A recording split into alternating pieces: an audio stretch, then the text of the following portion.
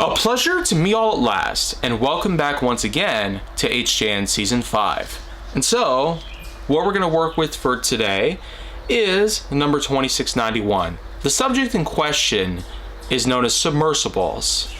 So without further ado, let's go ahead and talk a bit about this one. Submersibles refer to objects that are known to submerge, or to be put under a certain surface. It could be water, it could be gravel, it could be sand, it could be oil, it could be liquefied rubber, anything of the sorts.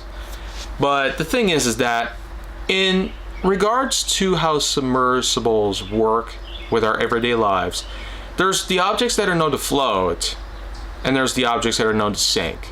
And sometimes the objects that are known to sink have higher densities, and with the objects that float, they often have lower densities.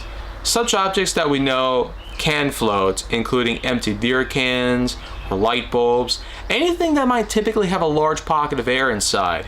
It typically allows for higher buoyancy, and therefore prevents them from sinking. And sometimes there's that unique experiment that many people have pulled off over the years, in which that different liquids are put into one canister, and many of them showcase different densities and different buoyancies. So with many of these other properties in mind, they showcase which ones can float and which ones can sink. But most of the time, the ones that can sink farther end up closer to the bottom of the vessel. You know, we could be talking about water, oil, paint, anything of the sorts. And it's a pretty cool experiment to pull off if you can do it right.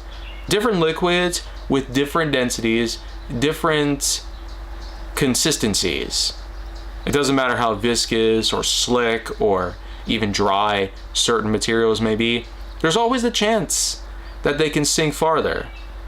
It's a really cool experiment, like I've said. I could probably never get enough of it, but the main point of explaining all this is just the fact some items are known to sink better than others, and some can surprisingly float more so than others. You would think that oil, for what it is, it sure can float, because often it's very different than water.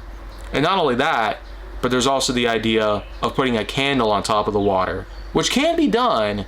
Just set yourself a nice candle wick on the surface, light the flame, let the oil do its work just as well. Yeah, cooking oil, of course, not olive, vegetable, or anything else like that. Otherwise, yeah, not much more to say on this whole stuff. So that's pretty much it for now, and I will be back once again with more subjects. But make sure to like, subscribe, comment, follow me wherever you can find me, and stay on the Hollywood side for more.